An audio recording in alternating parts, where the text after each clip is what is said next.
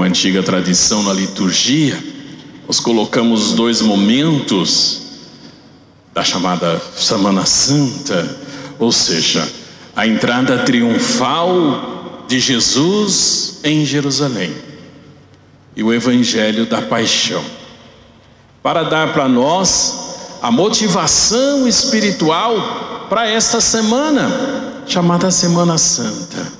Mergulharmos, meus caros irmãos e irmãs, na compreensão da vida e da missão de Jesus, para termos presente a necessidade de transformar a nós mesmos por Jesus, pela sua proposta, pela sua vida, pela sua doação, pelo amor que Ele nos ensina, por sua morte e ressurreição, que nos salva e nos lava e nos leva para a vida eterna. Interessante que as decisões, os encaminhamentos feitos por Jesus para voltar a Jerusalém. Tem um diálogo muito interessante de Jesus com os apóstolos. Diz lá o texto, Evangelho de João, que Jesus toma a firme decisão de ir para Jerusalém. Jesus sabia qual seria o desfecho. Os próprios apóstolos alertam Jesus: Senhor, acabastes de vir de lá, eles querem te matar, você vai voltar para lá? Mas Jesus tinha consciência da necessidade de concluir a sua missão. É muito interessante, meus caros irmãos e irmãs, que ao longo de nossas vidas nós temos situações semelhantes a essa. Precisamos tomar decisão. Precisamos ir ao encontro do desfecho. Precisamos nos posicionar. É verdade que a gente vive uma humanidade cada vez mais ansiosa, que não consegue esperar, cada vez mais que se precipita e age muitas vezes com falta de prudência. Sim, é verdade, nós temos essa realidade, porém nós temos uma outra realidade, que é aquela que às vezes precisamos decidir e acabamos postergando. Precisamos tomar uma firme postura, como a de Jesus, de ir ao encontro do seu desfecho. Precisamos tomar uma postura de sermos de Deus, de aprender a deixar o que não é de Deus para trás na nossa vida. Temos uma determinação que muitas vezes nos falta. Nesse diálogo de Jesus com os apóstolos, Tomé fala assim. Tem aquela fala de Tomé que é famosa, que a gente conhece por causa do 2º domingo da Páscoa. Sim, é verdade. Mas tem uma fala muito significativa de Tomé. Ele fala assim para os outros: vamos também nós para morrermos com Ele. Ou seja, assumamos juntos esse projeto. Jesus vai para Jerusalém e, como nós fizemos memória, Ele é recebido com festa, muita festa. As pessoas clamando: chegou a nossa hora, é o tempo do Messias, é Ele que vem, o filho de Davi, para nos conduzir novamente aos tempos áureos, ao tempo de glória que nós já vivemos em Israel.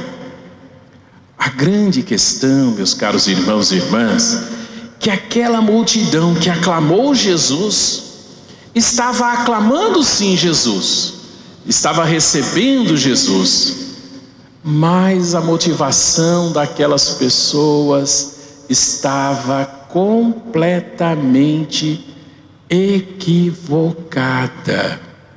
Jesus anuncia para nós o reino de Deus, sim, é verdade, nos chama a necessidade da nossa conversão. Ele é o Messias, Ele é o nosso Salvador, Ele quer nos conduzir no caminho de Deus. As pessoas, a multidão que o aclamou, entendia Jesus como sendo aquele que iria conduzir o povo de Israel para se libertar do jugo do Império Romano. Era esse o entendimento. Era esse o entendimento do Messias. Eles achavam que o Messias era aquele que ia resolver imediatamente seus problemas com o Império Romano. O judeu já tinha sido um grande povo e já vivia muitos anos sob um jugo de um país estrangeiro. Isso custava no bolso, doía no bolso, eles tinham que pagar impostos. Era isso que eles queriam. Alguém que resolvesse seus problemas mais imediatos, que resolvesse justamente essa questão do jugo desse povo estrangeiro e do peso que a presença dos romanos representava.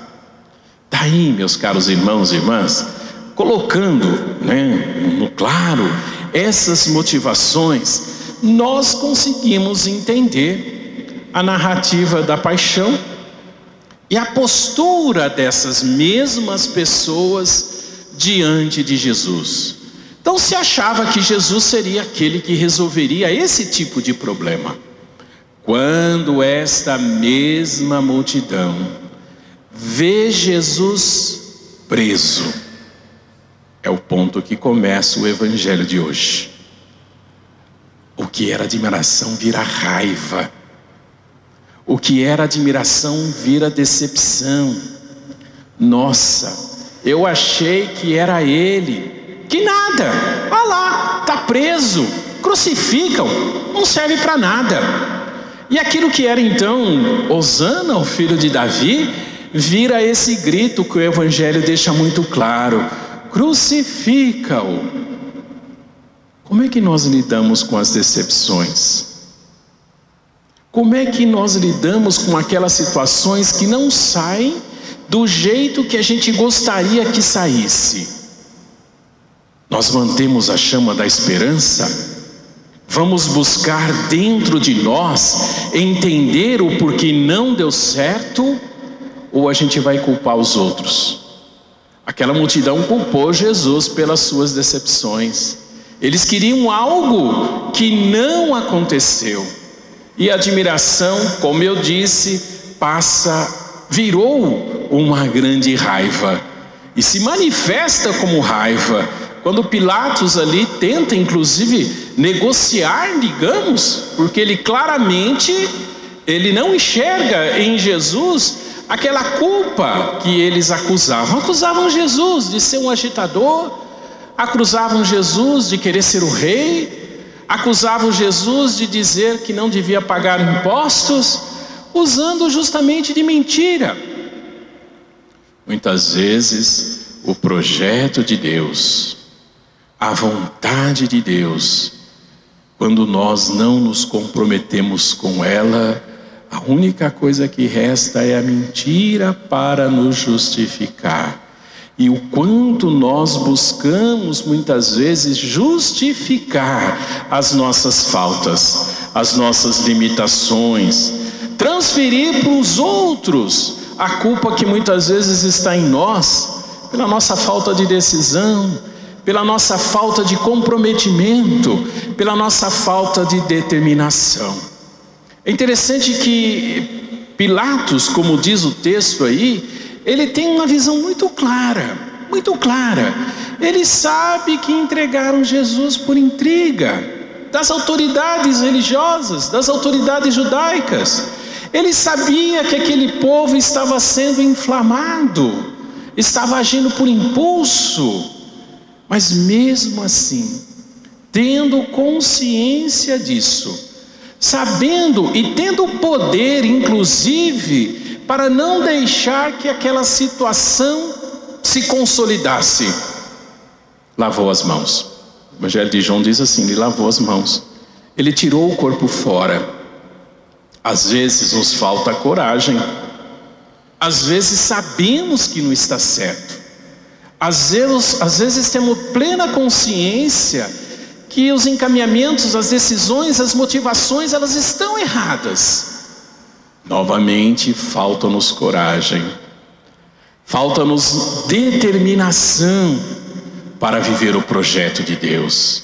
E falhamos, e assim como Pilatos, que poderia fazer a diferença, acabamos por nos omitirmos, ficar, digamos assim, além daquilo que poderíamos fazer, ficar de uma certa maneira omissos diante de algo que poderia ser diferente se tivéssemos a determinação em agir, em decidir, aquela firmeza, aquela determinação. Aí a gente chega na figura do Herodes. É muito interessante também a postura, e nos ensina muito esse trecho relacionado a Herodes. Herodes, assim como Pilatos, eles eram a serviço do Império Romano. Pilatos era um funcionário direto, chamado procurador, designado pelo Império Romano para tomar conta especificamente daquela região da Judéia, onde estava Jerusalém. O Império Romano tinha consciência que aquilo ali era um barril de pólvora. Então tinha alguém designado diretamente para manter aquilo ali na ordem, a chamada Pax Romana. Já o Herodes era de uma dinastia resgatada. O Império Romano era muito eficiente nesse sentido. Achava uma dinastia local, colocava como rei para ajudar as coisas a funcionarem de uma forma mais ordenada, sem grandes problemas, com uma suposta autoridade, que na verdade queria-se o império que tudo funcionasse para que eles pudessem cobrar os impostos. Herodes era um fantoche então desse projeto do império, e ele era responsável pela parte mais ao norte, a Galileia. Quando Pilatos ouve que Jesus tinha vindo da Galileia, ele fala assim: esse é problema de Herodes, não tem nada a ver comigo, manda para Herodes. É interessante, o texto deixa muito claro que Herodes queria conhecer Jesus. Usa exatamente essa palavra. Ele já tinha ouvido falar de Jesus, ele queria estar na presença de Jesus. Ele ficou feliz, contente, porque essa sua vontade, esse seu sonho se realiza. Trazem Jesus para ele. Ele queria conhecer Jesus. Nós, meus caros irmãos e irmãs, somos chamados em nossas vidas também, sempre, a querer conhecer Jesus, cada vez mais. Mas tem uma diferença muito grande entre o conhecer Jesus, que nós somos chamados a conhecer cada vez mais, e a motivação de Herodes para querer conhecer Jesus. O texto deixa muito claro: ele queria ver Jesus fazer um milagre.